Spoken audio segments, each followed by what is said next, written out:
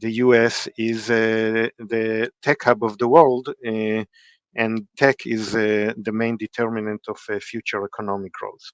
But when it comes to issues like trust in governments, trust in democracy, and things like that, the US is actually not doing well, because there is a feeling that the system doesn't work equally well for everyone.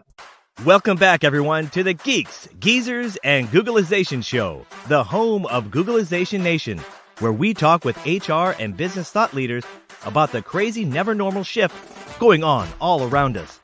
Our goal is to bring you ways to reimagine tomorrow and explore the ever-changing convergence of people, business, and technology. Here is your host, Ira Wolfe.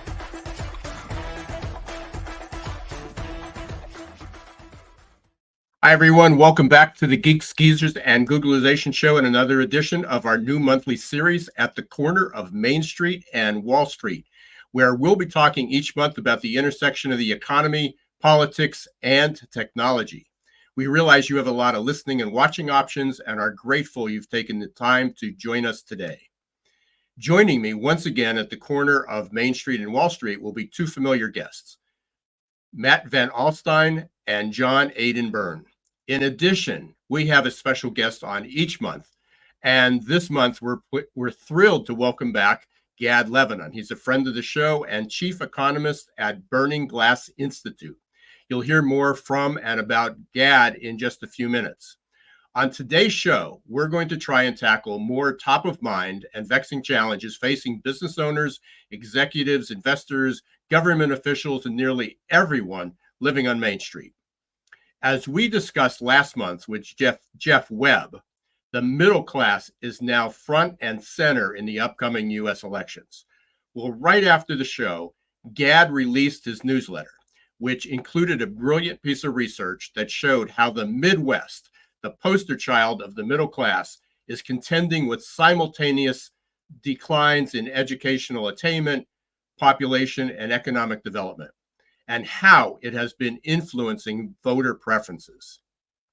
Let me just offer you three disturbing trends he highlighted. Nearly every state in the Midwest now falls below the average state income when compared with the rest of the country. And only 3 of 72 metropolitan areas identified as top performers in personal income and per capita income growth were in the Midwest. And finally, in addition to declining per capita income, Midwestern states have also been among the slowest growing in terms of population. That's just the tip of the iceberg.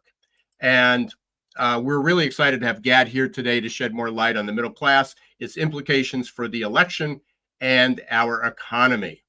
But that's not all. Gad's going to help us explore the likelihood of a recession, what's happening with labor markets and immigration, and wherever else this conversation leads, as usually we get into some rabbit holes. So grab your coffee, tea, or maybe your favorite stiff drink and get comfy. You're not going to want to miss this. I'm pleased to welcome back Matt and John.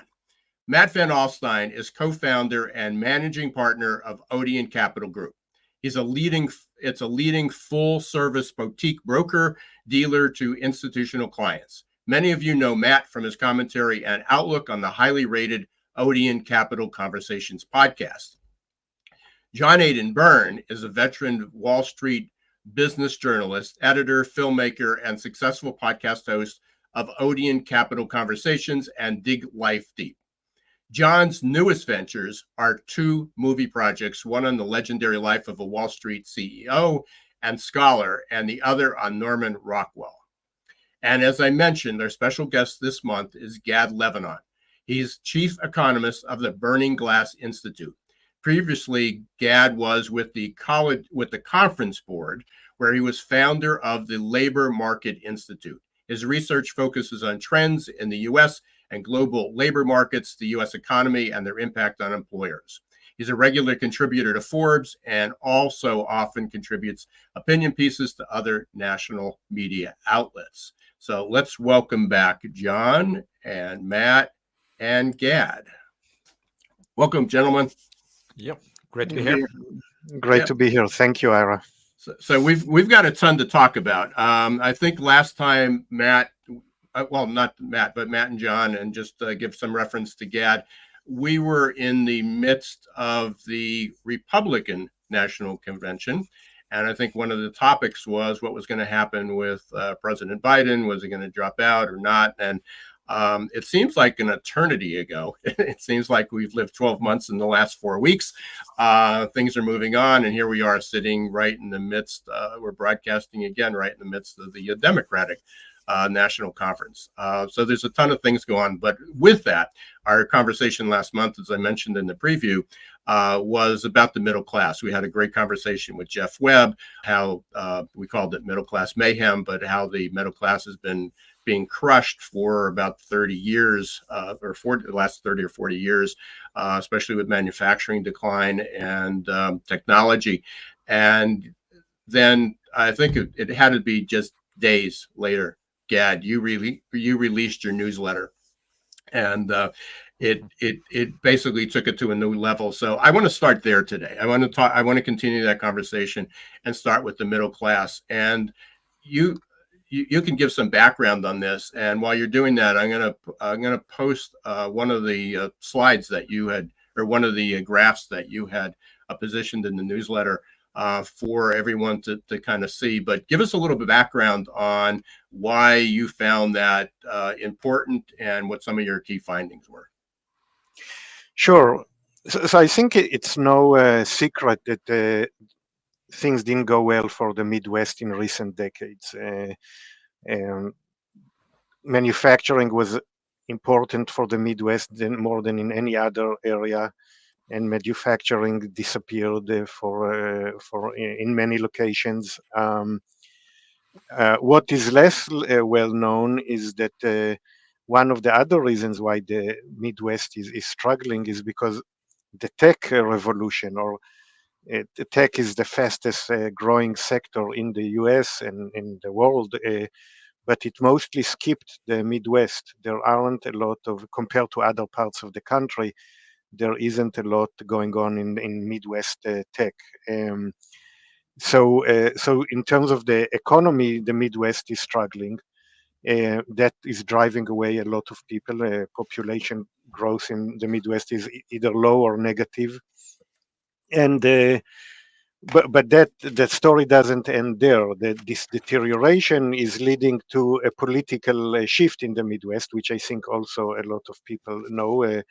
In 2012, it was mostly Democratic, and then in 2016 it shifted. 2020 it went back. 2024 we don't know yet, but that's a big question for this election. But it definitely, more than any other region in the country, the Midwest shifted towards the Republican in the last decade.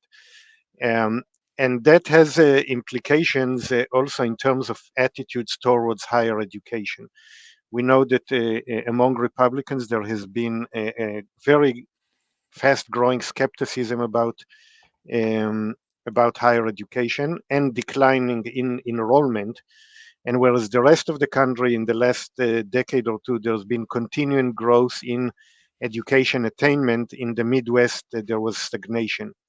So that kind of leads to a potential vicious cycle. There is a deterioration, and then fewer people go to college, and that causes further falling behind.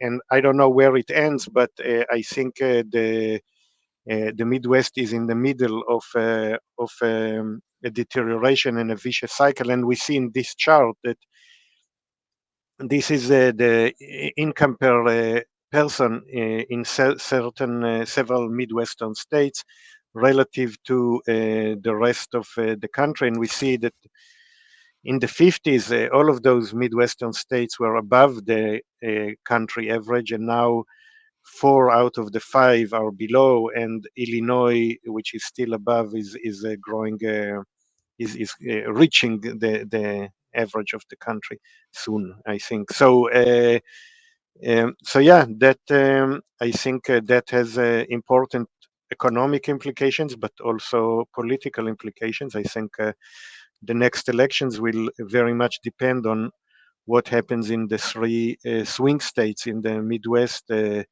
which are Wisconsin and Michigan. And Pennsylvania is not the Midwest, but some people will argue that the western part of Pennsylvania is the Midwest. So those three states will determine what happens in this election. Yeah, that's James Carville's famous line when he was running the Clinton campaign, or the Clinton campaigns back in the 90s. Pennsylvania is actually three different regions. It's Philadelphia, Pennsylvania, and Ohio. Yeah. Shouldn't have laughed at that. Sorry. It's being a Pennsylvanian all my life. It's pretty true. Yeah. So, Gad, this leads into not only in the directions, and we can't predict where what's going to go in November and beyond, but certainly the trend has certainly been a downward shift. Is it now there? Through and again, some of it's hype, but is it Iowa or Illinois that's got the new battery plant that's being opened? I mean, there are some technology facilities that are finally some of the chip money is finally getting out there. It may just be too early to see if that trend is going to shift. No, I believe it will help kind of some of the kind of federal policy to support some locations in the Midwest and the Northeast that are struggling. I doubt that it's in a magnitude that can be a turning point. It's probably not. And there are some bright spot in the Midwest. It's not all bleak. Like Columbus, Ohio, for example, is doing well. There is I think this Goshen, this metro area that is the RV capital of the world. But there are few and far between to, I think, really change the negative trajectory. Do you see anything, and that just brought up a point, and this maybe will lead into our conversation about the where inflation's headed and the prospect for a recession, and it looks like we're going to have an interest rate reduction in the coming weeks. So again, as I've defined the era at the time we're living in as never normal, we tend to try to homogenize the United States. Sometimes for good, that we're not red and blue, but we're the United States of America. But when it comes to the economy, there's certainly areas that are prospering, which came up, certainly highlighted even by this graphic, where the highest levels of GDP were versus the lowest levels, and the Midwest, unfortunately, many of the states were in the lower part of the chart. When we look at where the country is headed as far as a recession, what are your insights on that? And I guess, are we going to have this soft landing, or there's people talking about a recession, and then even maybe a depression, by 2030. So I think a lot of the recession fear was a result of the last month's jobs report and the decline in stock prices back then. I think they were overblown. The fears.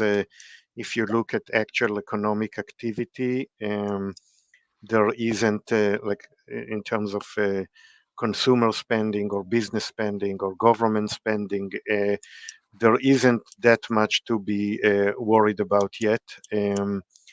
There may be some slowdown, but I think a recession is very premature to be afraid of. That's my opinion. I think also another positive thing is what the latest trends in productivity growth.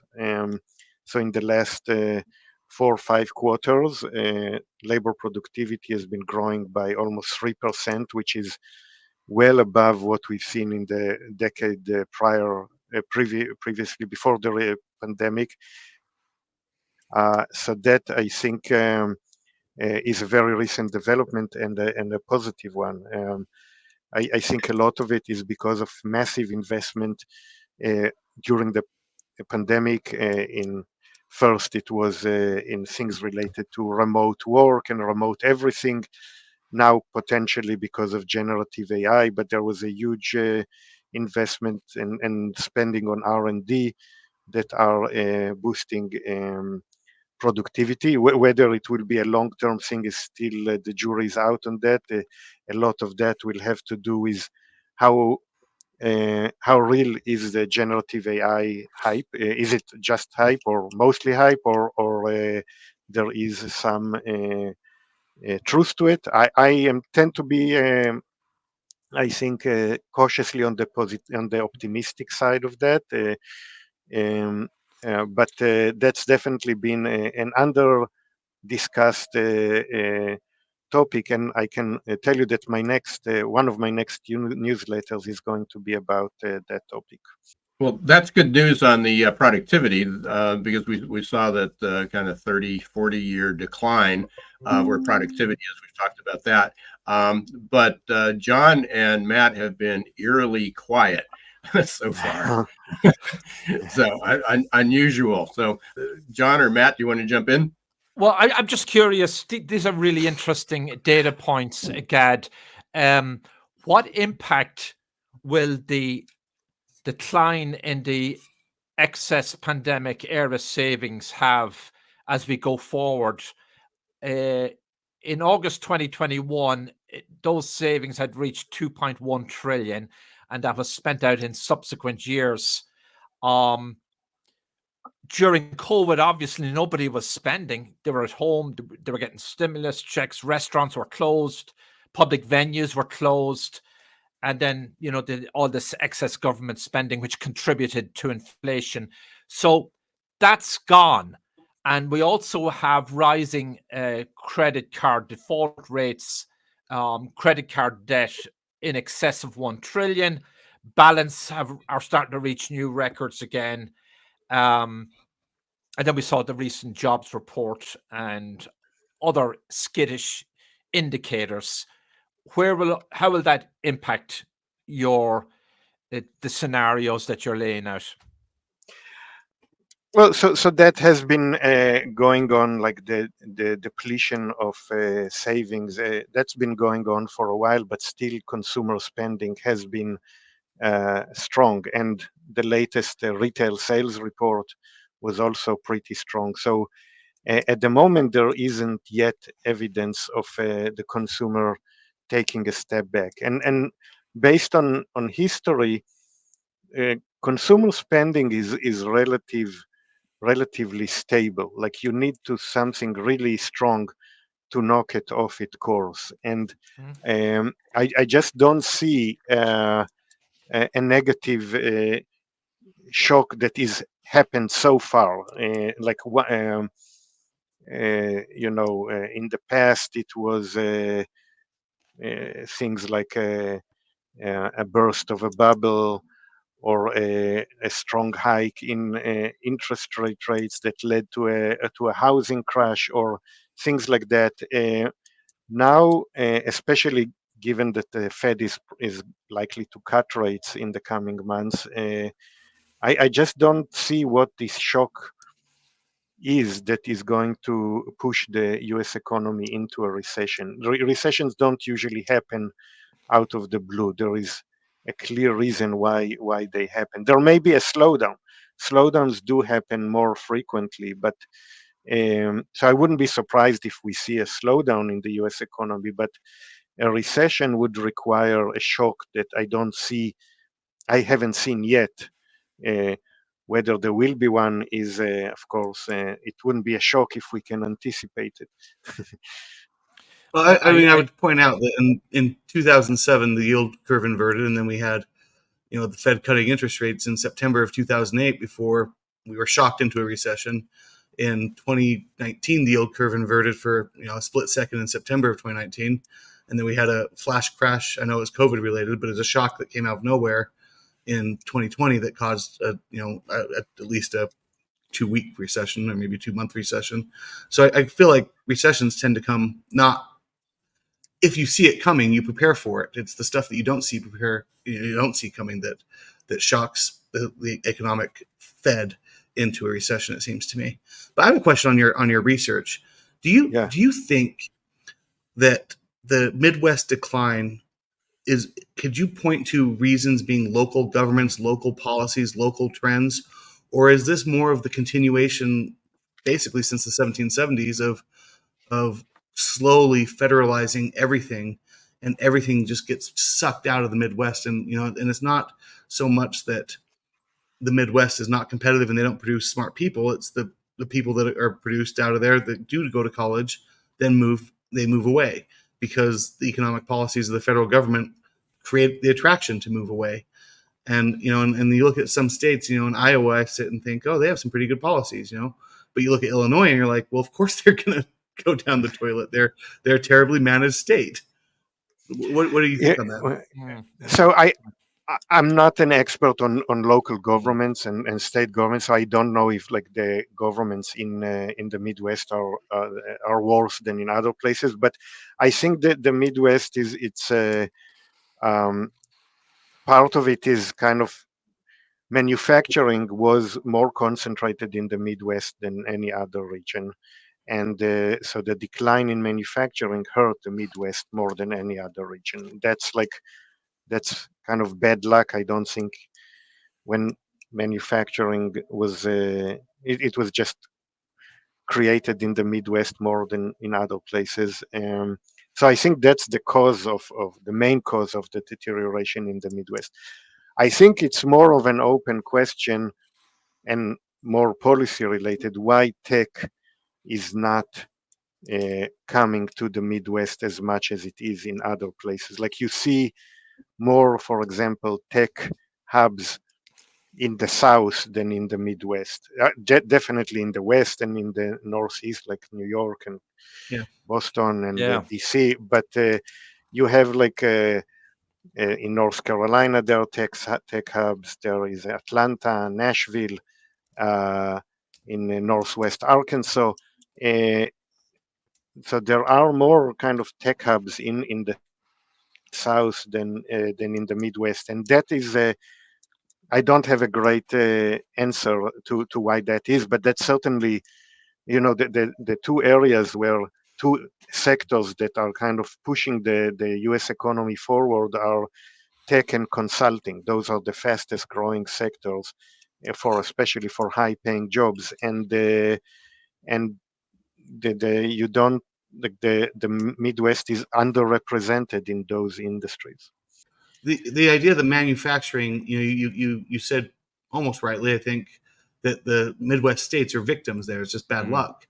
But the reality is that was a concentrated choice by Washington policymakers because they viewed the world as America needs to transition away from low cost manufacturing because we're not going to be able to compete with other countries. So we created international trade policies that motivated owners of manufacturers to shift manufacturing away from the Midwest. And then, I feel like you kind of, at least from my opinion, and I read your paper, it seems like you hit the nail on the head. Whereas the South, like Texas, the governor of Texas made a key point of trying to make Texas a tech hub, and they started calling it Silicon Hills. The governor of Utah made a key point of trying to compete, and they label themselves Silicon Slopes. And you have local leaders reacting in different ways to the problems. And so, like, you look at a place like Ohio 20 years ago, the governor would just get on TV and complain about his bad luck. And you have other governors who take the bull by the horns and go in and say, well, hey, we're dealt a bad hand, but we still have strong people. We still have great infrastructure. We still have a lot of resources. Let's take this 20 or 30-year opportunity to reinvent ourselves. And so in some ways you're playing whack-a-mole because the federal government is saying, screw you, screw your jobs. They're going overseas. Good luck. And the local leadership is saying, in one instance, give us handouts so our people can eat. And in the other instance, you have the governor saying, give us handouts so we can build a new industry. And cities and states that have done that tend to be the ones that have been doing better, at least from my perspective. I do agree that the federal government, and I would say like most of the elites in the country, they could have done more to compensate the victims of the decline in manufacturing. It wasn't, they didn't do much, both parties. And I think a lot of the anger in the Midwest is because of that, because, you know, how much to allow competition, how much to support areas that suffer from declining in manufacturing. That's a political decision. You could do more or you could do less. And for the most part, um, the US government, the federal government didn't do much. So I think part of that is a choice, and Midwesterners are angry about that choice. Well, that's probably also explains why we have such an emphasis now and political rhetoric on tariffs, on reshoring, bringing jobs back. And Matt mentioned it earlier, but we were referring to NAFTA, right? That was a bipartisan law signed by President Clinton, and both sides supported that. But there was no the transition. Well, other and government policies, but there was no the transition from that era into the new era. And you mentioned Texas and other areas prepared well, but the Midwest just got caught upended. Yeah, like in the, I think a lot of the shift to the Republicans in the Midwest happened partly as a result of the Obama administration that didn't focus on a lot of the suffering in the Midwest happened during the Obama years, and helping them was not a top priority. Through the last days of the Obama administration, he tried to orchestrate another trade deal, the transatlantic one. Yeah. It didn't succeed, but that was, I think, kind of the attitude of one of the reasons that the Democrats have lost the blue collar and the working class. I think is in those years the neglect of the areas that lost manufacturing. There's an interesting stat, Gad and Matt, of the 100 electoral votes that flipped Republican between 2012 and 2016. 50 were in Ohio, Michigan, Wisconsin, and Iowa. Sorry, 20 were 20 more in Pennsylvania. So you see how the winds have shifted, the political winds. Do you think this is? Do you think the Midwest states are never mind. I think the answer is obvious. The Midwest states are over-absorbing the decisions of globalization to the extent that other states are under-absorbing. And I feel like that is the point, is that these Midwestern states are taking the brunt of policy decisions that other states are benefiting from. And so what it really is the bifurcation of who benefits from a globalization uniparty versus who would benefit from restrictionists. But the problem I see with the broad argument is there are states that have done really well that are in that area, like North Dakota.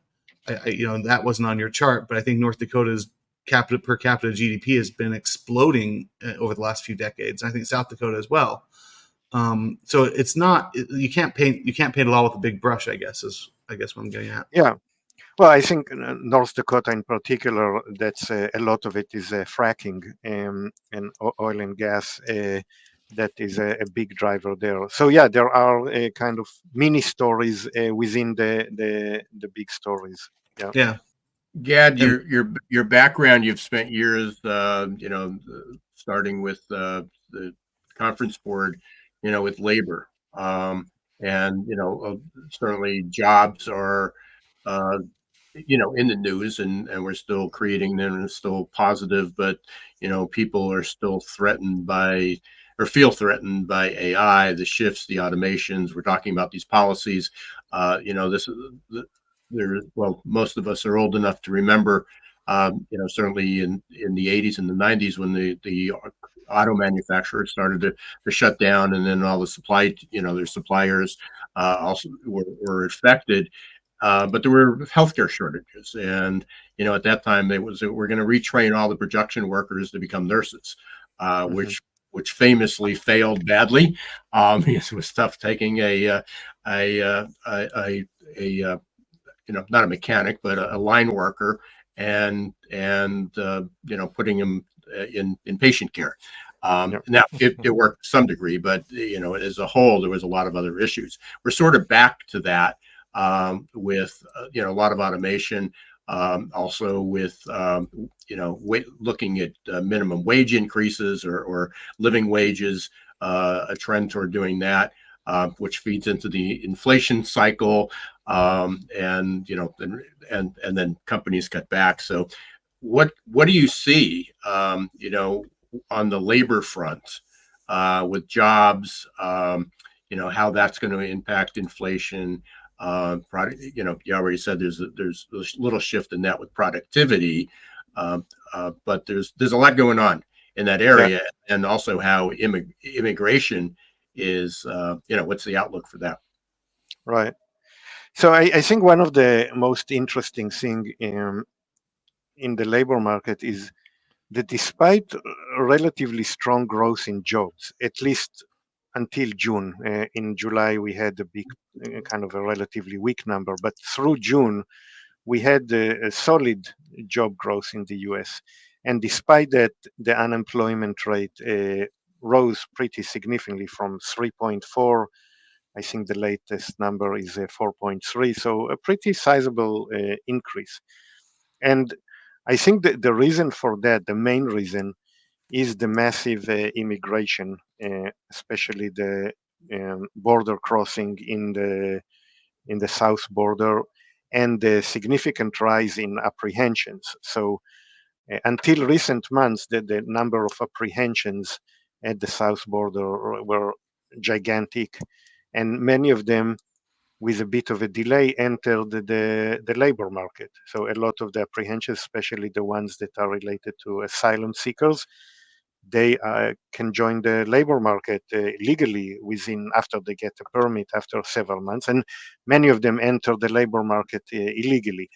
And that created a huge boost to labor supply in the last 2 years, especially in occupations that where the cross-border border crossers can work in, more on the kind of manual services and blue collar. So that's one of the main reasons for the increase in the unemployment rate. Now we may see slower job growth moving forward, but we are also likely to see. We know that apprehensions in the last 4 or 5 months declined significantly, partly because of government policy changes. There are fewer apprehensions, and so I think the boost to the labor supply from apprehensions will come down at the same time that perhaps job growth is coming down as well. So it's not obvious that we'll continue to see an increase in the unemployment rate. We may seen most of it. I think, but the two factors of how slow job growth will become versus how fast immigration will continue to grow, those are the critical factors there. There's been some interesting stories, good and bad, about the crossings at the border. I know it's controversial, and it raises the hackles of people on both sides. But there's some towns, even in the Midwest, which were decimated by deindustrialization, where a lot of these immigrants were settled. And a lot of Ukrainians who had a lot of technological skills too, apparently, were settled in some of these towns. They couldn't find any workers, and revitalized whole downtown areas. So immigration has to be looked at sensibly. We need a good immigration policy. We don't need a chaotic border for sure. But what you brought up there was interesting, the rise in the unemployment level. It does seem to correlate. Yeah. Yeah, I don't want to kind of opine on how I feel about immigration in general. There are obviously different opinions, but I think in terms of labor supply, if there are more immigrants, there is more labor supply. So from that, this is just almost by definition, yeah. And of course, it should be said we have a hugely declining fertility rate in America. If we didn't have immigrants over the past 20 years, this country would have a real serious problem. Yeah, from labor supply, yeah. Yeah. Mm-hmm. Looking and again going into the crystal ball, and there's so many things that are coming up determining who gets in the White House, who controls the Senate, who controls the House. There's so many things, but in general, but just in maybe 2 weeks, 3 weeks, we're anticipating the rate hike from the Fed. What's your outlook, Gad? Where do you see some hiccups, some roadblocks, some challenges, and then also Matt. I mean, what are you hearing from in your circles from executives and your investors? So Gad, I'll throw it back to you first. Sure. So I think I would say the answer in like a very, very high level for the US. I think growth-wise, the US is doing very, very well. In like especially if you compare it to other advanced economies, that's I think also important. Like we don't operate in a vacuum. I think the way to judge the US is based on how they're doing compared to other similar economies. And in that test, the US, from a growth perspective, is doing fantastically well. And I do think that I think it will continue to do relatively well because the US is the tech hub of the world. And tech is the main determinant of future economic growth. But where the US is having more problems is in the distribution issues, both income distribution and also distribution across locations. I think a lot of the hurt is located in certain areas, and the Midwest is part of that. So even though if you just look at like GDP growth, you see why there is nothing to complain about.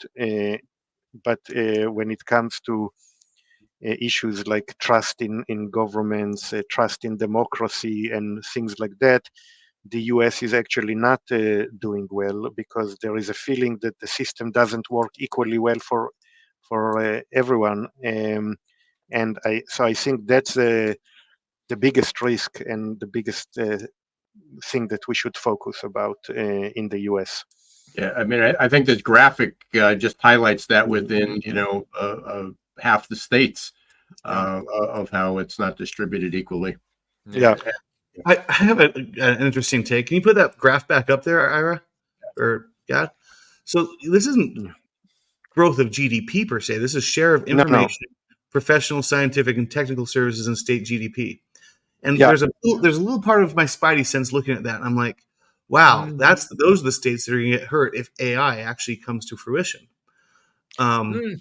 And I was talking to I got a new refrigerator yesterday because mine broke, and I was talking to the delivery guys, and they're asking, what do you do for a living? I'm like, what do you do? And then they're like, what do you guys think about AI? And I was like, well, I think your jobs are safe. Like, I'm not sure about me. And like I think that might have some truth to it because you look at Tyler Perry is a famous movie producer, and I don't know if this is true, but I read the headlines in the New York Post, which I think is a good newspaper, started by Alexander Hamilton, said that he was planning on building an almost $1 billion movie studio until he started playing around with Chat GPT movie production capacities. And he's like, oh crap, I'm not going to build a studio. I need server space. I need server time. I need this and that and the other. And I just kind of look at that list and I'm like, things tend to have a way of whipping back and forth. And I just wonder if you're overexposed to tech.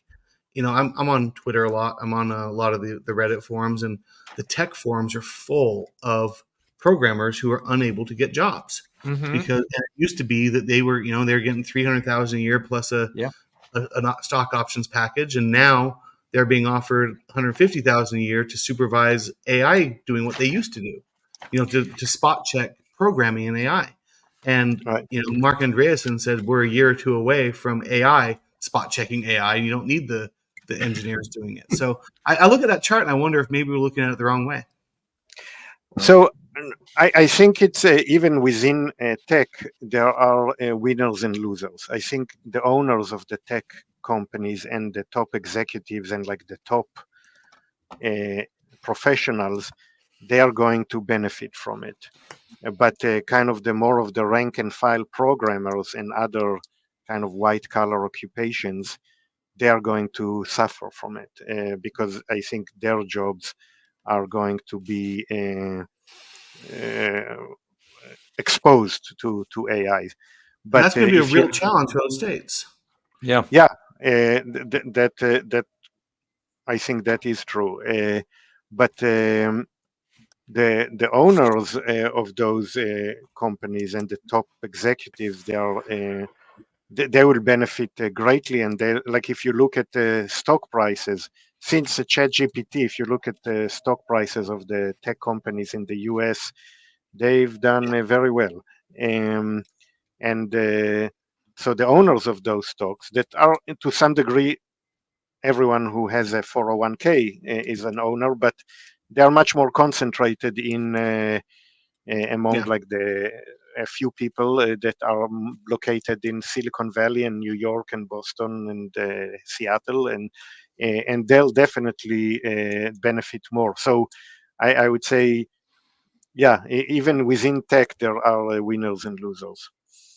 I mean, if I were a tech worker, I'd be scared by two things. One, Elon Musk firing what was apparently, I don't know what those people did, but it's said that he fired between 80 and 90% of his firm over a course of a few.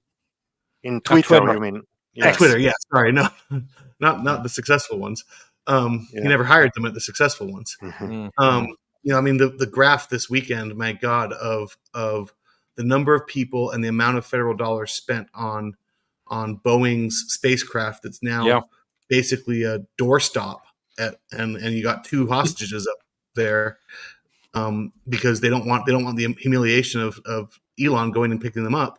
It's something like 10,000 workers and $6 billion at Boeing for basically a dead, useless spacecraft. And Elon, with half the amount of money and about a third of the amount of workers, has done something like 100 launches.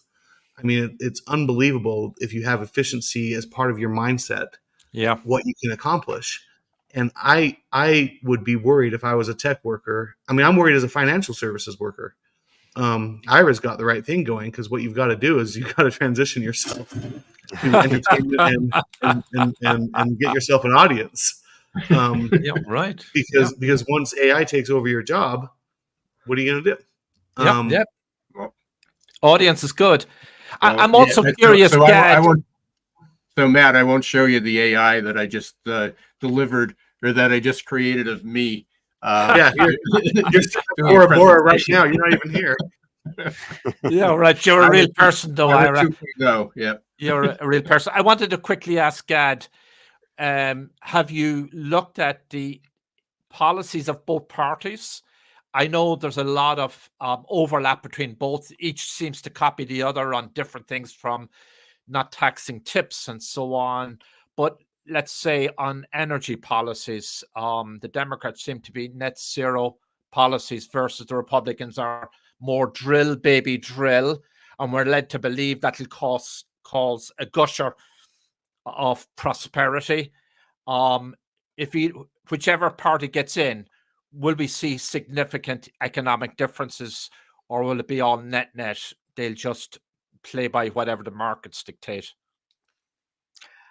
Well, first of all, it's important to remember that the president of the United States has very limited power when it comes to domestic policy. You have Congress, you have the Fed, you have like a lot of the spending is done at the state and local level. So, so that's, I think, one of the good things about the US, that when it comes to domestic policies, one person can't do too much damage. I hope. So I think the impact will be limited, but they're definitely on some issues like trade and immigration and energy. There will be could be big differences between the two parties. We're coming up toward the end, so I always like to kind of do the wrap up by asking each of you, if there's something that you wanted to ask, or if there's a comment that you wanted to share that you didn't have a chance to do this. So let me start with John. Yeah, well, I was going to just talk about the US savings rate and massive debt and the $35 trillion deficit and so on. I saw an interesting stat. In 1920, the savings rate in America, of personal disposable income, I think it was like 3%, was what the rate then. And I think today it's something similar. But in 1945, just after the Second World War, it was in the region of 21%. And of course, the Second World War was a time of great hardship, sacrifice. People were saving. There was the war effort, and it was a frugal period. And then America underwent a massive period of prosperity after the Second World War, right into the 50s. And car production, just boomed. So no period is comparable. I don't compare the 1920s to what we're doing now or the 1930s, but it's always interesting that if we are a little more careful and prudent and save and so on, the US government and households, you can dig yourself out of a lot of holes. Can I comment? Yep. Oh, absolutely. I would say I'm less worried about personal debt, because people, if they don't save enough, they are the ones who are going to pay for it later on. But I am more worried about public debt, because there the connection is not that clear. And there used to be, like, at least my profession, economists were they were kind of the people who were most calling for a balanced budget and to be careful about public debt. And that kind of evaporated a little in recent decades. I would say even recent decade, like now economists are not that worried about or became less worried about public debt. I don't know if for good reasons. I mean, it was partly because they thought that low interest rates would last forever, which is not doesn't seem to be the case. So I think there is no one now, in general, everyone is becoming more populist. There is no one who really cares about public debt anymore. I think the Republicans pretended to care, but they didn't really care. So nobody cares about that. And when nobody cares about something, whenever there is a crisis, the solution would to have more debt. And so that's something I am worried about. I mean, I completely agree with you. You had Donald Trump, who's supposedly running as a Republican, announcing that he was going to not tax tips. And, me and my friends, we started looking around being like, well, how do we work for tips in the future? And we came up with a number of ways. I mean, it's not that hard to imagine a doctor going, putting out a tip jar and being like, hey, it's going to be $10 for your thing, but you better leave a nice tip, else you're not going to be invited back, and then you leave $500 tip. Well, that's already been automated on every, no, it'll go back. It'll go right back to cash. But the problem is that's coming from the Republican, and then you had the Democrat copy it. And then the next day, the Republican announces he's going to pick a vice president. He goes out and, I guess, just decides that everyone should get $5,000 in cash for every kid they have, which I agree with John. We have a birth rate problem, and one way to fix that is to motivate people to have kids. But handing out $5,000 in cash doesn't sound like a Republican type policy. And then you have the Democrats match it. So what you have right now, and no one's talking about the deficit, and the deficit is insane. And that's not to mention the debt. Now, I agree 100. Well, I guess I don't know if I agree on the personal debt stuff with Gad, but I do think national debt, whether you call it a jubilee one day, whether you call it whatever you want to call it, at least for the United States of America, to me, it's not a problem, because one day they'll just print the money, and they're doing it slowly. I mean, they've been doing it slowly since the 1970s, but going back to, I think, 2014, when the debt was around $17 trillion, and it's doubled in basically 10 years, and it looks like it's going to triple in the next 20 or 30 years. And there's nothing that seems to stop it, because no one's talking about reducing Social Security. No one's talking about reducing Medicare. Only one party is talking about raising Social Security taxes. Only one party is talking about raising taxes at all in general. So you have two parties that are there fully focused on taxing and spending, or not taxing and spending, not taxing and just spending. But I guess my bigger point, I'm sorry I went on that rant, is, what I think the trend you see is it matters who you send to your city council. It matters who you have as a mayor. It matters who you have as a governor. And in this era of federal government being dominant, and it sounds like earmarks are coming back, it matters who you send to Congress. And you need someone that can go there and fight for your particular district and your particular state. And I don't know the particulars of Midwest, but when earmarks went away, when I was growing up, the most powerful congressman in the world was Dick Gephardt, and he was a congressman from Missouri. And I remember when we would drive across country, and I was 16, and you'd get the Missouri border from Kansas, and all of a sudden the infrastructure was fantastic. The bridges got better, and the roads got better. I asked my dad, I'm like, why is Missouri so much richer? And he's like, well, they have a better congressman. And you're like, oh, so that's how it works. So I think it comes down to, you've got to vote not on these national issues. You got to vote on local issues, and vote for your own self, and vote for your own state, and do that, and not get distracted by, the wokeism fights or all these other stuff that just is there to distract you. Because that's the uniparty trying to make you angry at your neighbor, rather than the party that's supposed to be representing you fighting for you. That's my opinion. Tip O'Neill once said, all politics is local. Not anymore. Yep. No, but we need to go back to that, I guess. Agreed. Oh, you're muted, Ira. Now, Gad, I'll let you wrap up the show. So, with one thought, or however you want to do it. Well, I so again, to me, the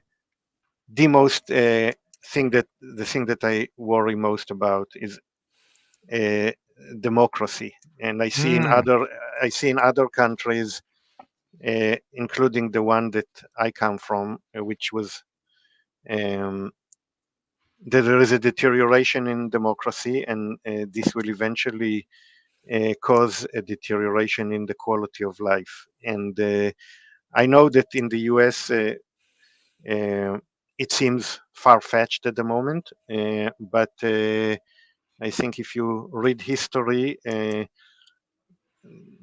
you shouldn't be too relaxed about democracy staying forever. So to me, that's like the number one thing to be concerned about.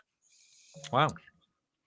Well, we will be continuing that conversation, I know, at least for the next few months and beyond.